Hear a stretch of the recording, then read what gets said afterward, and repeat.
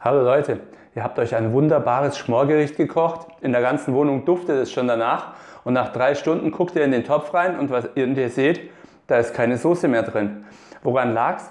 Meistens entweder, dass man zu wenig Flüssigkeit am Anfang verwendet hat oder aber, dass man mit zu viel Hitze gearbeitet hat und dadurch eben die Flüssigkeit verdampft ist.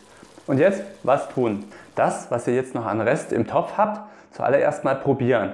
Wenn das ziemlich würzig und salzig ist, dann vorsichtig mit Wasser auffüllen, aber immer nach und nach zwischendurch probieren. Nicht, dass es am Schluss wässrig schmeckt, weil ihr zu viel Wasser reingekippt habt. Wenn ihr den Fond probiert und er schmeckt ganz angenehm, also wie eine leckere Soße, nur es ist einfach zu wenig, dann könnt ihr da entweder mit Gemüsebrühe nacharbeiten, das ist dann universal einsetzbar, oder ihr nehmt eine Brühe, die dann zu eurem Fleisch passt. Jetzt bei mir ist es ein Rindergulasch, dann wäre es eben Rinderbrühe. Die würde natürlich dann optimal passen. Bei Gemüsebrühe könnt ihr eventuell noch einen Schuss Sojasauce mit dazugeben, um das Ganze ein bisschen würziger zu machen. Und dann könnt ihr das damit eben aufgießen. Wenn ihr jetzt zum Beispiel ein Schmorgericht macht mit Gemüse drin, dann unbedingt das Gemüse am besten pürieren und dann probieren, denn gerade wenn die Soße so stark einreduziert, nimmt das Gemüse unheimlich viel von dem Geschmack auf und das merkt ihr dann nicht unbedingt direkt an der Soße, sondern das steckt dann eben im Gemüse drin.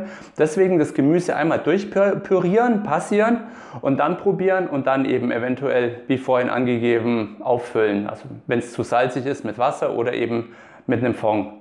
Wovon ich allerdings eher abrate, ist, das Ganze mit Wein aufzufüllen, denn Wein schmeckt am besten, wenn er ein bisschen verkocht ist. Und da euer Fleisch, also in meinem Fall jetzt eben das Gulasch, da das schon fertig gegart ist, hat der Wein nicht mehr genug Zeit, um zu verkochen, außer natürlich, ihr mögt diesen intensiven Weingeschmack, dann könnt ihr das natürlich gerne machen, aber ich mag es halt gerne, wenn dieser Weingeschmack dann schon verkocht ist. Das gleiche ist, wenn ihr jetzt als Alternative zum Beispiel einen Fruchtsaft verwendet, dann bitte auch nicht unbedingt mit Fruchtsaft aufgießen, denn dann habt ihr am Ende ein ziemlich süß schmeckendes, also die meisten Fruchtsäfte haben eine gewisse Grundsüße und dann habt ihr nachher eine süße Soße und die passt jetzt auch nicht zu jedem Gericht. Bei Wildgericht, okay, da passt das noch, aber bei meinem Rindergulasch, da möchte ich jetzt nicht unbedingt eine süße Soße dabei haben. So, damit wäre euer Schmorgericht wieder gerettet und ihr könnt lecker essen. In diesem Sinne, ich danke euch herzlich fürs Zuschauen und bis zum nächsten Mal. Viel Spaß beim Kochen!